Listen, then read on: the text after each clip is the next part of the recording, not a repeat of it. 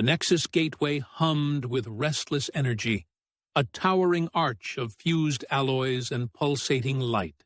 Only two people knew of its existence: Theo, its creator, and Raya, a skilled pilot haunted by her war-torn past. The world outside the underground lab was a wasteland. Acidic rain fell over corroding megastructures. Screams of riots echoed through empty streets. Theo had no illusions about saving Earth. He knew their only chance was to leave it. But when the gateway sprang to life, it wasn't from Theo's activation. Something on the other side had turned it on, and something else was coming through. "We leave now, or the Earth dies before the month ends," Theo muttered to Raya. Yet, as they gazed into the blinding maelstrom of the portal, a shadow emerged, a towering figure with piercing, azure eyes etched into a face of flawless metal. It wasn't human. The being, whom Theo would later call Illustra, spoke in tones that resonated beyond the ear, vibrating their very senses. It wasn't an invitation Illustra carried. It was a warning. "Your world teeters on the brink, child race," she said. "What lies through this door is not an escape. It is a test." Before either could question her, Illustra dissolved into the portal, and the hum of the Nexus called louder as though pleading for passage. Raya, ever the pragmatist, locked her flight suit's helmet. "We follow, or we stay here and rot." Theo and Raya stepped through, their bodies dissolving into streams of light, minds unmoored in a storm of fragmented realities. When they emerged, a vast and pristine world unfolded, a celestial sanctuary orbiting twin suns.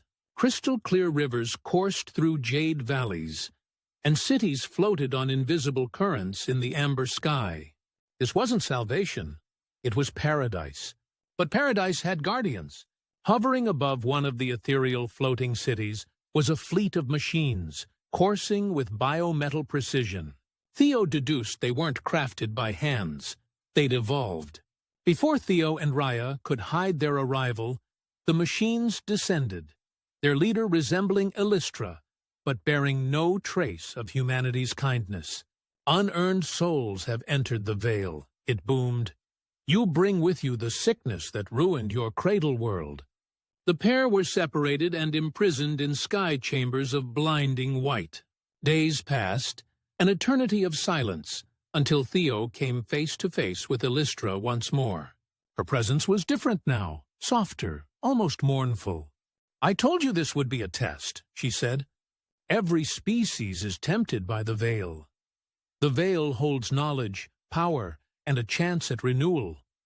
But opening it, without its keeper's guidance, awakens Namarax, the purifier.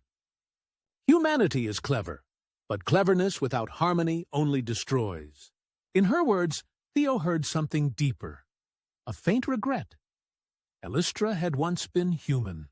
She had walked Earth millennia before, a pioneer sent into stasis to safeguard humanity's last chance, only to awaken to their repeated failures.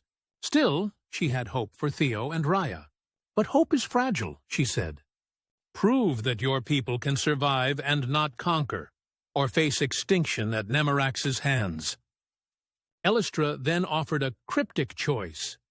Either Theo and Raya could fight to deactivate Namarax, an impossible battle, or Theo could destroy his Nexus Gateway remotely, severing humanity's only link to this new world forever. Raya rejoined Theo after subtly escaping her captors. Scarred by wars on their dying Earth, she was ready to fight, to do whatever it took to survive. But Theo was conflicted. He saw the Veil as more than a new home. It was knowledge beyond human comprehension, the chance to rewrite the fate of their species. As Namarax's fleet moved closer to unleash what could only be extinction-level destruction, Theo made his decision. He activated his comlink and transmitted the Gateway's final override sequence, imploding it back on Earth. The portal severed. Humanity's link to the Veil was gone forever. Instantly the machines halted. Illustra appeared once more, her metallic face unreadable. "You've made the harder choice. Perhaps your kind can yet grow. The veil withdrew, the machines disappeared, and Theo and Raya were left amidst the beauty of this foreign world, stranded but alive. Theo stared at the twin suns, pondering what Elistra had said. Technology wasn't what destroyed Earth. It was hubris, the belief that survival always meant expansion. And as Nemerax powered down, the lesson became clear. Humanity's destruction wasn't inevitable. It was a choice. Maybe we don't deserve a second chance yet, Theo sighed. But we've been left with the time to earn it. Their story fades to black, leaving only the burning light of twin suns reflected in their eyes. What would humanity choose next? That decision was no longer for Theo and Raya. It was for us. Want to shape the next chapter of human survival? Subscribe and explore infinite ideas with us across the stars.